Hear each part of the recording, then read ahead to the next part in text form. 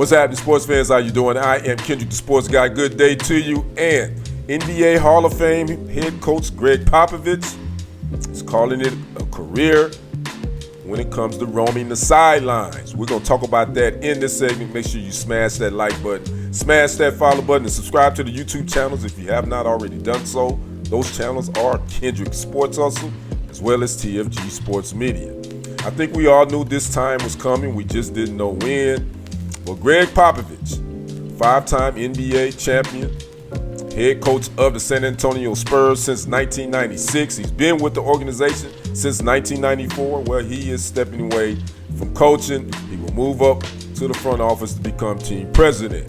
Now, back in November, Coach Pop had a health scare, and it would be reported that he would have been diagnosed with having a mild stroke.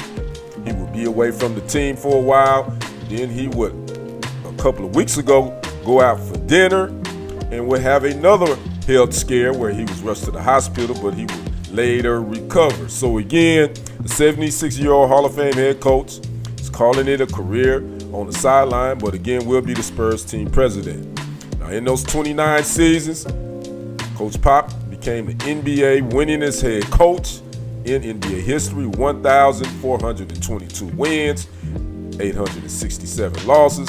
He brought the city of San Antonio 5 NBA titles. He was inducted into the Naismith Basketball Hall of Fame back in 2023, and he has coached some of the most talented players that ever come into the league. David Robinson, the Admiral, Tim Duncan, Manu Ginobili, Tony Parker, Kawhi Leonard, Mario Ealy, even Sean Elliott for a brief second.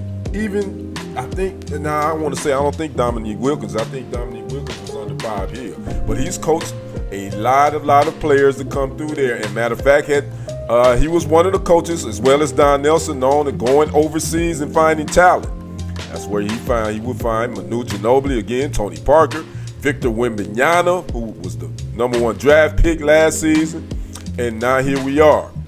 So again, the 76-year-old has decided to step away from the sideline, and it's probably time. You know, he's 76.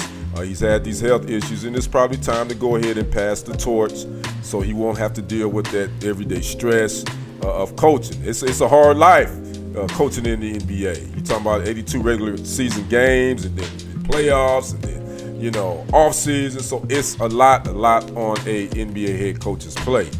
So again, he's one of the best to ever do it, man. I'm just thinking about, I hate to say Mount Rushmore because there's only 4. The Mount Rushmore is only 4 people. But when you talk about the dean of NBA head coaches, you got to talk about Red Auerbach. You got to talk about Greg Popovich. You got to talk about Phil Jackson. Probably got to put Pat Riley there. When you talk about the dean of NBA coaches, and Don Nelson falls in there too, considering he's second on the list with the most wins. So Greg Popovich, I've always liked him as a coach. He's very outspoken. He speaks his mind. He always stood 10 toes down on what he believed in, whatever issue it could be, political or whatever, NBA issues. He told it like it T.I. is, and he did it his way. So again, salute to Greg Popovich. Again, he will still be part of the San Antonio Spurs franchise, running things in the front office. So who will be the next head coach? I'm sure he's going to have a hand in that. He's got a couple of guys off from his coaching tree that's looking for jobs. Taylor Jenkins, Mike Budenholzer, Mike Brown. So don't be surprised to those guys interview for this new head coaching job. So I'd like to know what you guys think. Where does Greg Popovich stand in your mind as when you talk about NBA head coaches? Talk to me in the comments. I'm Kendrick, the sports guy. We will see you on the other side and on the next report. I am out. Peace.